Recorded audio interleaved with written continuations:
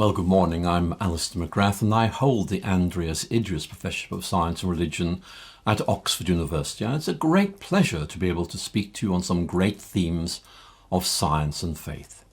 And in this short lecture, I hope to be able to explore some interesting and important ideas with you. And I'm basically a scientist who discovered and then came to love Christianity and then Christian theology. And I want to tell you more about that journey in this lecture. But let me start with a sense of wonder and why this is so important to us as human beings. When I was about 10 years old, I became fascinated by the cold and brilliant beauty of the night sky. I'm sure there are many of you listening to me who will know a similar experience. And I built myself a little telescope, and I was able to see the moons of Jupiter and the dense star fields of the Milky Way. And you know, it was as if a new world had opened up for me, and it drew me in. And I was overwhelmed by the wonder of what I saw, and I knew then I wanted to be a scientist. And you know, I guess there are lots of you scientists who are listening to me who could say exactly the same thing. You knew that sense of wonder as well, and that was your gateway into science. But you see, there was a problem for me, because back in the 1960s, everybody seemed to think that science and faith were at war with each other. Now, happily, we've moved way beyond that view now, but back then, this was the dominant view. And I bought into this, I have to say, rather uncritically, but hey, I was only in my teens. Because I loved science, it seemed to me I had to reject religious faith, and I was a dedicated and rather, I have to say, uncritical follower of intellectual fashion back then, and so I embraced a rather aggressive and superficial atheism. It didn't make much sense of my life or the world, but actually it seemed to me to be the only option that I could take as a scientist. Then I won a scholarship to Oxford University to study chemistry, and did a doctorate at Oxford in the biological sciences. But something happened along the way which changed the course of my life. So let me try and explain what that is all about. In my first year at Oxford back in 1971, I met lots of intelligent and reflective Christians who held together their faith and their love of science. And as I talked to them, I realized I'd failed to grasp what Christianity was all about. I'd also, I think, failed to follow through on my deep intuition that my teenage atheism was actually rather dull and uninteresting. But at this time, I was also reading Albert Einstein, who I studied in detail in my first year as part of Oxford's theoretical chemistry course. And as many of you will know, Einstein's writings sow an interest in areas way beyond the field of the natural sciences, including ethics and politics and religion. And what makes Einstein so interesting is the way in which he sees all of these as being interconnected. They are all part of a greater whole. Now, Einstein's basic insight is that science is wonderful, but it needs to be supplemented and enriched if we're going to be able to engage with the really important questions in life. And you see, science, ethics, politics and religion are all different, but they all have a role to play in helping us to put together a big picture of life. Yes, science and religion are different, but that does not mean they are incompatible. To give a very obvious example, science and ethics are completely different fields of thought using different methods. But that does not mean that scientists cannot be ethical people or think about the nature of good and how this works out in their lives. So you see, Einstein helped me to see that science is a vitally important tool for investigating our world, but he insists science illuminates only part of our big picture of reality. It does not give us the whole picture. We need a grander vision of reality than that which science can give us on its own if we're going to live authentic and meaningful lives as human beings. And my point is that we need to be able to weave together an objective scientific account of our world with a subjective account of our deepest existential needs, longings and aspirations. In short, a purely scientific account of reality is incomplete. So, to cut rather a long story short, I left behind my atheism and I embraced Christianity. And then I had a second experience of wonder, this time at the ability of Christianity to make sense of things and to provide me with what I'm going to call existential security. I'll explain that idea later. My experience of wonder in the life of faith was really triggered by reading C.S. Lewis. And as a new Christian, I was irritating my Christian friends enormously with lots of difficult questions. What's the Trinity all about? And eventually one of them, I think more an exasperation than anything else, suggested I really ought to start reading C.S. Lewis. So I did. I went to my local bookstore and I bought Lewis's book, They Asked for a Paper. And I read one of its chapters, a lecture that Lewis had given in Oxford with the title, Is Theology Poetry? Now, that's a great question. This is how that lecture ends. I believe in Christianity as I believe that the sun has risen, not only because I see it, but because by it I see everything else. Now, I wonder if you can see what I saw back then. I saw that my new Christian faith made possible a new way of seeing myself and the world. Now, Lewis is always good at appealing to the imagination, so let's do a thought experiment. Imagine you're on a hill before dawn and everything around you is shrouded in mist and shadow, and then the sun rises, and slowly but surely the mists and the shadows disappear, and you can see the landscape in all its fullness. You achieve a new fullness of vision. I saw things clearly for the first time. It was like looking at the Milky Way through my little telescope. I saw things I'd always been there because I was now using the right tool to see them. And that's what made me decide that I needed to study theology properly. I wanted to follow through on Lewis's ideas and see where they took me. And let me tell you, it was worth it. Now, here's what the great 20th century theologian Karl Barth had to say about theology in a lecture he gave in Paris in 1934.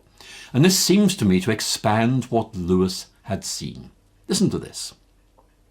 Of all disciplines, theology is the fairest, the one that moves the head and heart more fully, the one that comes closest to human reality, the one that gives the clearest perspective on the truth which every discipline seeks. It is a landscape like those of Umbria and Tuscany, with views which are distant and yet clear. Now, I love that. My sense of wonder at the capacity of the Christian faith to enfold, to make sense of the world, was partly due to Lewis's insistence that Christianity could, in his words, fit in the natural sciences. And he was right, even though it took me quite some time to grasp this in all of its fullness. And Lewis helped me to understand that the Christian big picture allowed me to understand both why science is so successful on the one hand and what its limits were on the other hand. He gave me a framework that allowed me to see science and faith as distinct and yet connected ways of understanding and engaging our world. So I think I need to talk a little bit more about this because it's really interesting and I think really important.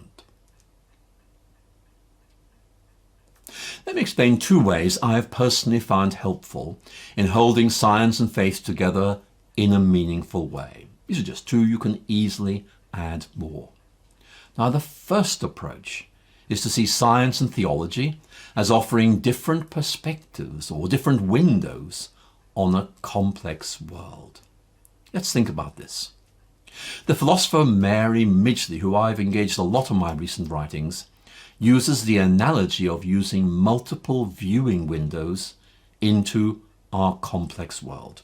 Multiple windows onto a complex world. And Midgley insists there are no simple ways of representing a complex world because no single intellectual toolkit or observing window on our world allows us to see everything. And she illustrates this point using the analogy of a large aquarium with multiple viewing windows, which allows observers to see each aspect of its extensive underwater habitat. Here's what she says. We can eventually make quite a lot of sense of this habitat if we patiently put together the data from different angles. But if we insist that our own window is the only one worth looking through, we shall not get very far.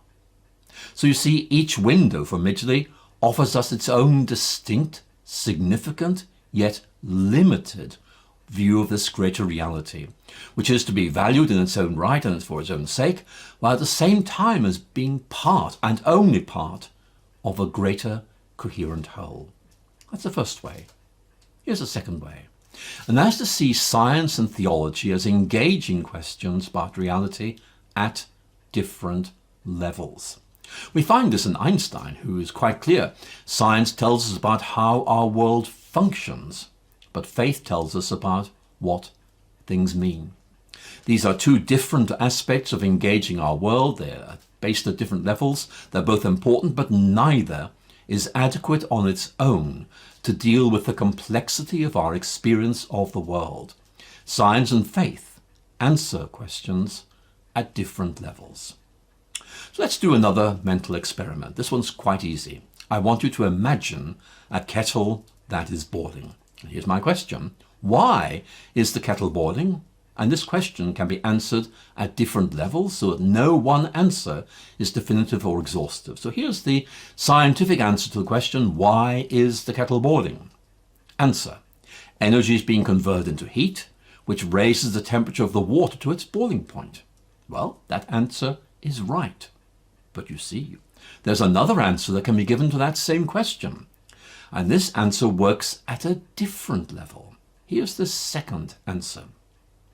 The kettle is boiling because I wanted to make myself a cup of tea. Now you can tell I'm British, can't you? Now listen, that answer is also correct. So you see the point. Each of these two answers is right, but each gives only part of the overall picture. So let's make sure we've got this point clear. If the scientific answer is right, does that mean the other one's wrong? No. Each is part of the bigger picture. The picture is not fully given by either. I've often found it helpful to suggest that science and faith individually offer us two-dimensional accounts of life and our world. But when we bring them together, we get a stereoscopic three-dimensional vision of life which has depth and not just detail.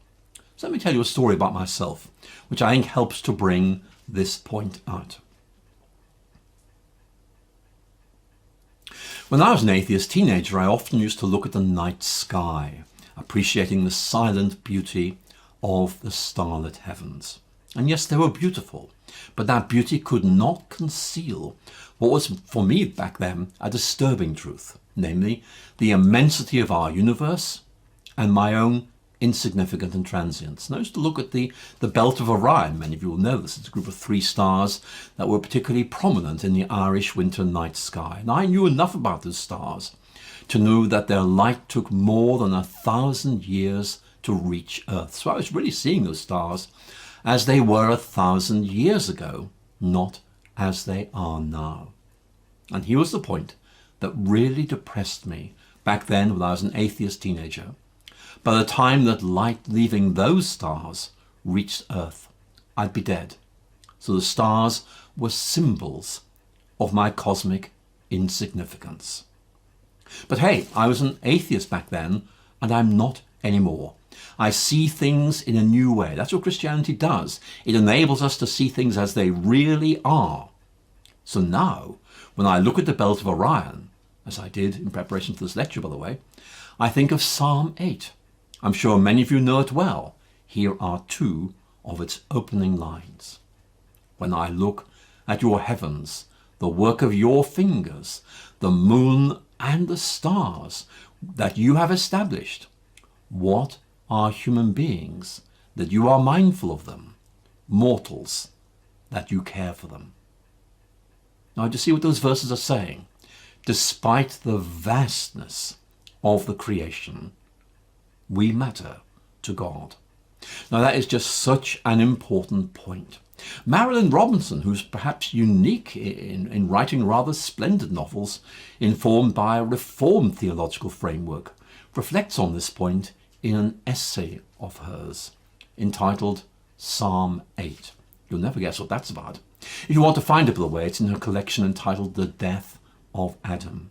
It's a remarkably insightful essay in which she explores the question of human fragility and apparent insignificance. Here's what she says. The strategy of the psalmist is to close the infinite distance between God and humankind by confounding all notions of scale. If the great heavens are the work of God's fingers, what is small and mortal man? And the poem answers its own question this way. Man is crowned with glory and honour. He is in a singular sense what God has made him, because of the dignity God has conferred upon him. Splendour of a higher order, like that of angels. Now that is a very important point, and Robinson has more to say, because she supplements this appeal to the creation and creator with a second insight relating to the incarnation. She tells us, and I quote, that this infinite distance between God and humankind is bridged by God. It's bridged in the act of incarnation, in which God visits humanity, thus demonstrating how much we matter to God. God goes to all that trouble to do something about us and come to be where you are. And this brings me back to this idea of existential security, which I touched on already in this lecture, because without God, we feel small, insignificant, and pointless in the midst of a meaningless world. Do you remember the cultural critic Neil Postman, who wrote lots of books on technology and education, including Amusing Ourselves to Death? Now, here are some lines he wrote expressing his concern about relying on science for everything. I want you to listen to what he says and see if you can agree with what he is saying. Science, he writes, does not provide the answers most of us require. Its story of our origins and of our end is, to say the least, unsatisfactory. To the question, how did it begin? Science answers, probably by an accident. To the question, how will it all end? Science answers, probably by an accident. And to many people, the accidental life is not worth living. Moreover, the science God has no answer to the question, why are we here? Now, I want to emphasize a point. There is nothing wrong with science. It's just that it's incomplete. We need more than science if we're going to lead meaningful lives. We need to know, for example, that we matter. That's a point to life. We need to know that we have some intrinsic significance, and that's what existential security is all about. And Christianity gives us this wonderful reassurance that we each matter to the God who created us, and that this is demonstrated to us in the life and death of Christ. And you know, we need that reassurance. Now listen, I've explored how we can hold science and faith together, and that's really important. They map reality in different ways. They engage different aspects of the spectrum of human knowledge. So a scientific map helps us to understand how we as human beings function, and you know, that's really important. It's important medically. Yet a theological map helps us to understand our deeper needs and goals as human beings, and that's important spiritually.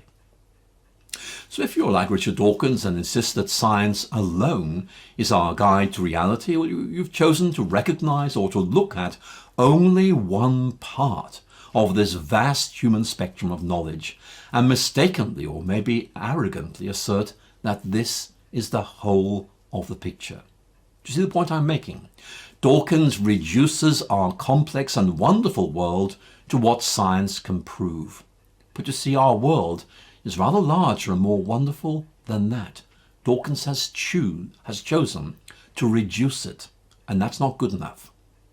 And that's one of the reasons why Mary Midgley was so critical of Richard Dawkins. He failed to respect the complexity of our world. And Midgley insists that no single intellectual method can grasp or represent our complicated world adequately. Instead of using only one method, which gives us an emaciated and impoverished account of reality, we need a set of intellectual toolboxes. Yes, scientific, but philosophical and theological as well. Now, at this conference, you're exploring lots of fascinating themes. I just wish I could be with you to enjoy it fully, but some of these themes focus on how science and theology can talk to each other. And I wonder, what sort of conversations might they have? I think actually they might have a lot of very interesting discussions. And one of them will be what it means to be human. That's a big question. So let me open up an important line of reflection by quoting from the writings of the great German astronomer and theologian Johann Kepler. He writes, since geometry is part of the divine mind, we shouldn't really be surprised that it provided God with the patterns for the creation of the world and has been transferred to humanity with the image of God. Now, isn't that interesting? You see, what Kepler is suggesting is that because we are made in the image of God, we have a God-given capacity to make sense of God's creation. And that's clearly important scientifically. John Polkinghorne, who many of us will remember with great affection as a wise voice in thinking about science and faith, took a very similar view. Here's what he says in one of his earliest books. I think you'll appreciate the importance of this point in seeing how Christianity holds science and makes more sense of it. We are so familiar with the fact that we can understand the world that most of the time we take it for granted. It's what makes science possible. Yet it could have been otherwise. The universe might have been a disorderly chaos rather than an orderly cosmos. Or it might have had a rationality which was inaccessible to us. There's a congruence between our minds and the universe, between the rationality experienced within and the rationality observed without. Now, I think that's a very important point. And you see, science depends on exactly that congruence. But why is it there? Why is this so? Albert Einstein once wrote that the eternal mystery of the world is its comprehensibility. And for Einstein, explicability itself requires explanation. And Polkinghorne's answer is simply this: the same God who created the universe and imposed God's rationality upon that universe also made us and created us with an inbuilt capacity to discern and represent that rationality. So I hope you can see the point I'm making. To be created in the image of God is to be predisposed to recognize God in and through the created order and make rational sense of our world. But the idea of humanity bearing God's image also has really important social and political implications, relevant for some of the social and environmental issues that we face today. For example, the Christian belief in humanity bearing the image of God means that we have an identity and a value which transcends our economic utility and our social location. And we see this in the 3rd century Roman theologian Lactanteus, not a well-known writer today, but I think well worth listening to. Because for Lactanteus, the Christian belief that human beings were created in the image of God demands equality amongst people. And in effect, it gives rise to affection and respect across social and political barriers. Here's what he says, because I think it makes a very important point and reminds us that Christianity gives us a very rich view of our world. It was from the one human being, he writes, that God created us all, so we are all the same blood, with the result that the greatest crime is to hate humanity or do them harm. That is why we are forbidden to develop or encourage hatred. So if we are the work of the same God, what else are we but brothers and sisters? Now, for Lactanteus, this theology implied that slavery was unacceptable, since all human beings were created equal, bearing God's image. And few, I have to say, were bold enough to follow him at the time, but the theological logic of his position is irresistible. But the idea of bearing God's image also has important spiritual implications. It means we find our true identity, our true fulfillment in our relationship with God, who knows us and who gives us our identity and significance. And the really important point is this: we don't define ourselves. We are defined by God, who gives and safeguards our identity and significance. And again, that's what I mentioned earlier in this lecture. I talk about existential security. The point is, our identity is given and guaranteed by God, who beholds us and remembers us. Now, back in the 5th century, Augustine of Hippo argued that human destiny and identity are both linked to God as our creator and redeemer. And he expressed this idea in a very famous prayer, which I'm sure many of you will know. Here's how it goes. You have made us for yourself, and our heart is restless until it finds its rest in you. So you can see what he's saying. We are not fully human until we exist in relationship with God, and if we don't, we are restless, lacking existential security. And this, I think, leads us to a very important point that we need to emphasize, and that is that human beings simply cannot flourish in a secularizing culture which tries to exclude God and spirituality from social spaces. It's natural to believe in God. That's the way we've been created, and this discloses our true identity and goal. We cannot flourish without God and without the freedom to express ourselves spiritually. Now, finally, I want to explore an issue that's often overlooked in discussions about science and faith, and that is living with uncertainty. And when New Atheism came along in 2006, lots of young people were drawn to this slick scientific atheism of Richard Dawkins because of the certainty of Dawkins' convictions. And lots of people have walked away from Dawkins since then because they have realized he could not prove his own spurious certainties. Like some religious fundamentalists, Dawkins wants to live in a world of absolute certainties. But it's just not that simple. And Dawkins himself seems to have realized this in a debate with Rowan Williams at Oxford in 2012. He realized he couldn't prove his own beliefs and might be better described as being an agnostic. And I can't help but feel that Dawkins really ought to have read philosophers like Bertrand Russell with his trademark assertion about the role of philosophy. Philosophy, Russell tells us, helps us to live without certainty, yet without being paralyzed by hesitation. You find a very similar theme in the writings of the psychologist William James. You see, proof, in the proper sense of the term, is limited to the rather narrow enclosed worlds of logic and mathematics. But for Christians, faith is about trusting a way of thinking and a way of living that cannot be proven, but which we know deep down is trustworthy and reliable. Only shallow truths can be proved. The really deep truths about life lie beyond proof. And that's a truth I had to learn as I moved from my very aggressive teenage atheism to my reflective Christian faith. Now, you can read about my own journey from atheism to Christianity and what I learned from it in my recent book, Through a Glass Darkly, Journeys Through Science, Faith and Doubt. And the point I make here is that my early expectation of certainty in relation to the big questions of life was quite simply unsustainable.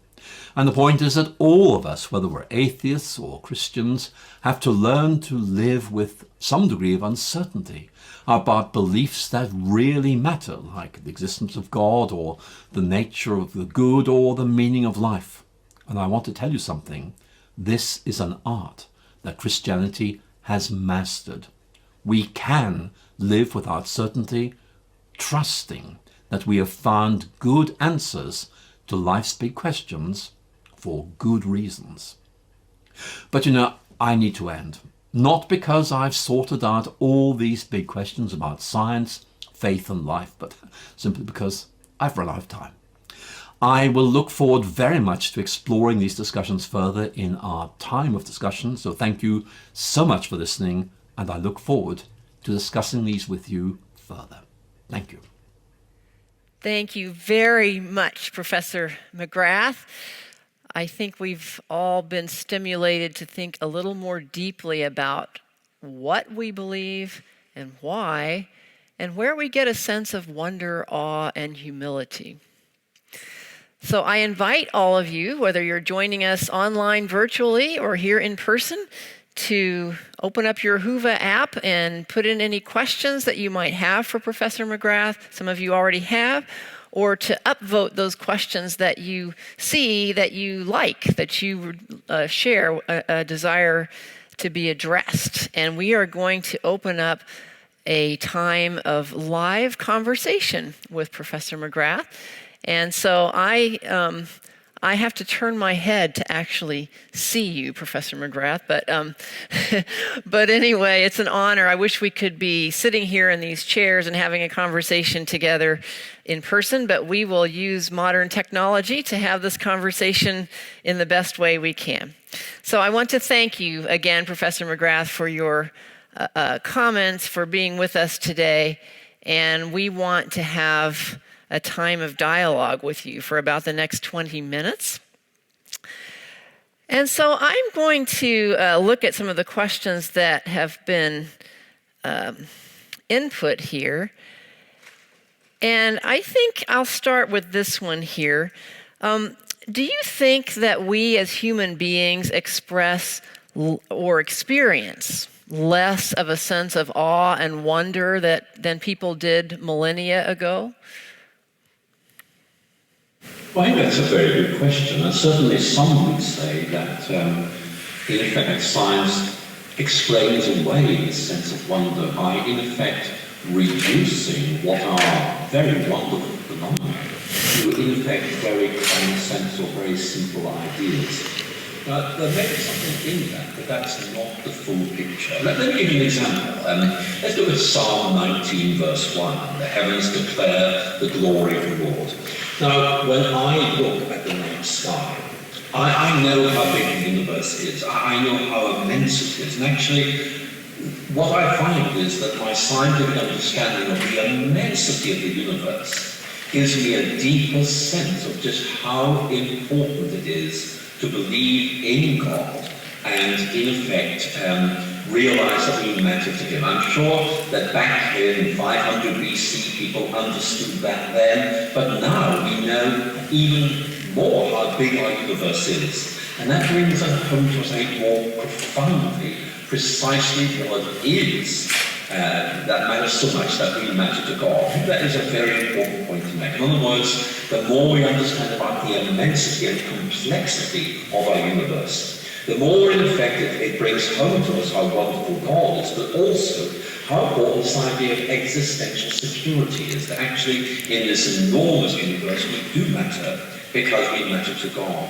So I think that's the beginnings of an answer to what I thought was a very good question. It kind of way helps us to realize that it's not as if science explains things away, but I very often feel that the more we know about our universe, actually the more mysterious and wonderful it is. And there's even more reason to want to praise God and be glad he's there to help us make sense of things. Thank you very much. Now, as an astronomer myself, I first want to thank you for all your references to the universe and your own sense of amazement at the universe and your sense of wonder and awe. And I encounter kind of a new take on that question of cosmic significance these days as we are discovering more and more of these exoplanets, planets outside our solar system. And we now know statistically that probably most, or if not every star in our galaxy has at least one planet, and that's reinvigorating the question of whether there could be life beyond Earth, maybe life in these other star systems. And then that reinvigorates the question of human significance in a different way. So let me ask you the question that I often get. If we find that life is common throughout the universe, even intelligent life, but any kind of life, does that increase our insignificance as human beings? How should that impact our sense of significance as we look for and possibly find life beyond planet Earth? Well, it's a great question. Actually, I think you might have a much better answer than I would. But anyway, here's mine for what it's worth. I think I know it sounds a bit simplistic, but I think we need to focus on here and now and say, look, one of the real questions is, do we matter? I think that's a very important question to ask, and certainly I tried to answer it in the talk. But your question is good, because naturally we're also wondering is whether there are other places where there is life as well, and whether that actually A, diminishes our own importance, and B, raises theological questions that we need to think about. And certainly I think someone like C.S. Lewis, for example, in the Chronicles of Narnia, is giving us an intellectual framework which is saying, look, we know how God entered into our world in order to redeem us as a way of showing how much we matter to God. Maybe if there is life elsewhere, God will engage with that world in its own distinct way. So I think that's an important point to make. But no, I don't think, in effect, it means that we lose our sense of importance if there is life elsewhere.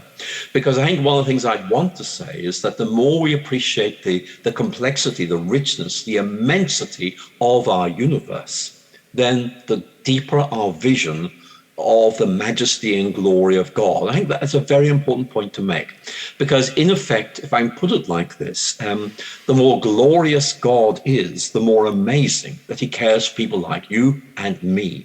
And that in effect helps me, I think, to grasp the importance of knowing more about our universe, but also knowing the security that despite the immensity, the vastness of this universe, each of us matters profoundly to this living and loving God. So I think that again is a sort of response I'd want to give to that question, but I do need to say more needs to be said. Well said. Thank you very much. Okay. So I'm, again, looking at the questions that all of you online or here in person are submitting, and I'm choosing some of the ones that have been upvoted the most to share with Professor McGrath here. So I would like to ask you this one. How has modern day technology affected our curiosity as human beings and then also as Christians? How has modern day technology affected our curiosity? I think that's a really interesting question. I think technology is actually quite ambivalent in many ways because, we are the guys who invented this stuff. And actually, in many ways, both human strengths and human weaknesses are reflected in that technology. I mean, one point I want to make before I actually deal with this particular question you've asked is that because as human beings, we are, made in God's image and sinful, it means that something that we invent can be used for good or for ill.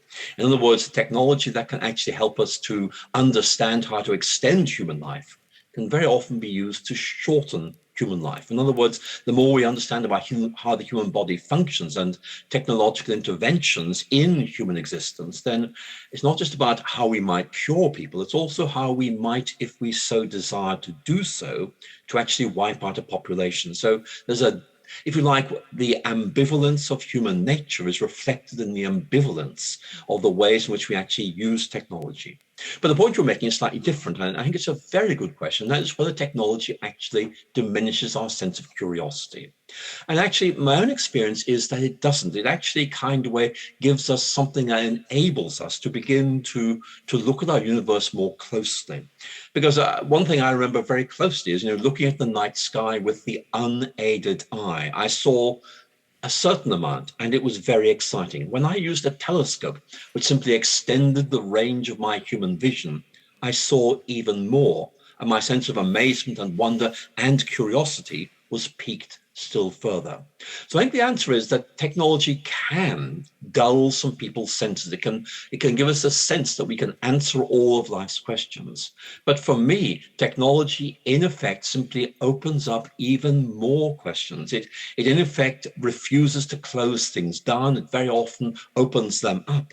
And for me, I think technology in many ways is saying, have you thought you knew some answers? Well, the universe we're disclosing is even more complicated. So you've got to think about these more deeply. Home the point. Thank you. Limits to our understanding. We have to learn to live with that. Absolutely. And you're also reminding us that technology itself cannot tell us as human beings whether it is good or bad, or how we use that technology. And using it for good and bad requires something beyond the technology itself. It requires some of those special responsibilities that we have as human beings. Okay, next question for you. Do you think that interdisciplinary engagement with the sciences and other fields could help reinvigorate the discipline of theology? Yes. Now, would you like a longer answer than that? The platform is yours, but we'll get more questions. No, in. I will give you. Yeah. I think this is a very important question. I think what we're talking about here is, in effect, talking to other people to extend your vision of this world and then reflecting that back theologically. And for me, it's enormously important that I was once a natural scientist, because that really gave me a sense of love of the natural world. It also helped me to understand how the mathematical representations of our world are very beautiful. Why is that? Why does mathematics work so well? I mean, that's a wonderful question in itself. And I think one of the things I've realized is that as someone who's now a theologian, I very often find myself, in effect, going back to science and reappreciating the beauty, the immensity of our world, and some of the questions that science is asking, which actually are very helpful theologically. So for me, interdisciplinarity has become part of who I am. It's just realizing that actually my faith is enriched by beginning to look at some scientific questions and realizing two very important things. Number one, that actually science really helps us to appreciate the beauty, the immensity of God, and also that theology helps us to understand two things very, very well. Number one, why is science so successful? That's an important question. But also, what are science's limits? In other words, what are the questions that science isn't able to answer? And I find that very helpful, because interdisciplinarity, I think, brings home to it every discipline has its strengths, but also its weaknesses. And therefore, I think it's very important in effect, challenging this way of thinking that we sometimes call scientism. Scientism is the idea that science answers every question that's legitimate. And what science can tell us can't be answered at all. I think that really is a very important point to make, that actually, if you are interdisciplinary, you begin to realize that every discipline has its limits. I mean, my theology is never going to tell me how far away the moon is, but my science is not going to tell me what the meaning of life is. But I've got them both. So that seems to me to be something that really is important. If you are a scientist who's thinking about studying theology, or a theologian who's thinking about studying science, what I want to say to you is this gives you a deepened, a richer vision of our world, and actually helps you to understand the Christian faith even more. Thank you. And I've also noticed that as we try to enrich each other's disciplines, especially between the sciences and theology, it helps if we talk about actual science that's actually being done, examples in genetics or space exploration, this kind of thing, or actual theological principles in addition to the kind of broader philosophical concepts. And that invigorates this interdisciplinary work. So thank you very much.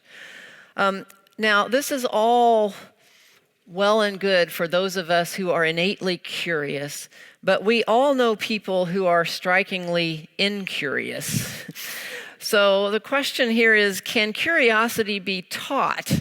Can someone who seems frankly bored by nature somehow, that baffles my mind, but can somebody who doesn't just seem curious or interested about nature be made curious or alive to it? And how do we stimulate that curiosity and that sense of wonder? I know people like that. So it's a very good question. And I suspect everyone who's heard you speak will be saying, we can point to people to just exactly like that. What do we do about it? Well, let me tell you what I think we can do. I think one of the things that we need to do is tell our stories. In fact, say, in my own case, I used to be a very uncurious person. And then had some experiences of, for example, the night sky.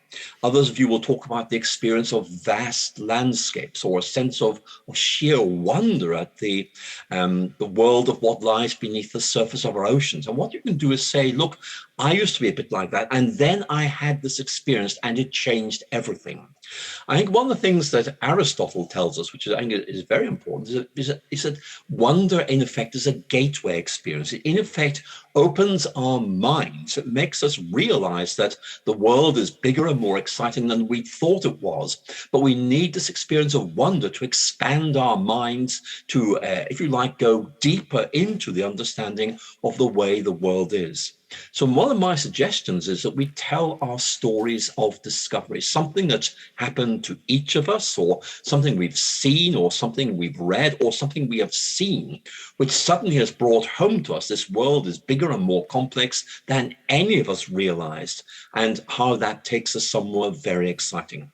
So I want to emphasize the importance of telling stories about our experience of wonder at the complexity or beauty of nature, but also, I think, our experience of discovering what Christianity is and the difference that it makes to us.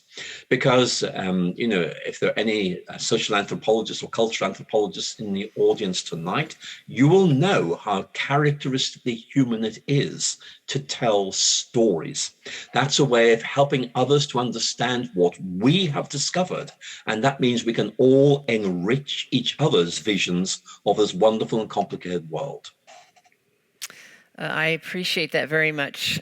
People telling stories is what has drawn me into science and into this community that we're enjoying at the moment. And I appreciate when others tell their stories as well. In some sense, it could be seen that being able to take time to be curious, to have a sense of wonder and awe is really comes out of privilege, of having the time and space to do that. And yet many people in our world are simply struggling to survive right now. How should you try to spark curiosity and wonder in the midst of a crisis or in crises or amidst suffering more broadly, in youth or adults? Can you speak to the role of this sense of awe and wonder in the lives of people who are suffering poverty or war or health crises or any of the number of the difficulties faced on our planet today? I think that's a very good question. And certainly, you're right. I mean, if I look at the history of science, if I look at people like Kepler or Galileo or Newton, these were all very privileged people who had the money to buy equipment, the time to use them, and lots of time to think. And actually, an awful lot of people just don't have that. So if you like, certainly the early modern scientists very often were very privileged people who were wealthy and had time on their hands. And your question is good. What do we say to people in Ukraine, places like that, who are going through very, very difficult times? I think there are some things that we can say. And I enjoy reading J.R.R. Tolkien a lot. And one of the things that I noticed in one of Tolkien's trilogy, The Lord of the Rings, is looking at a white star, a bright white star.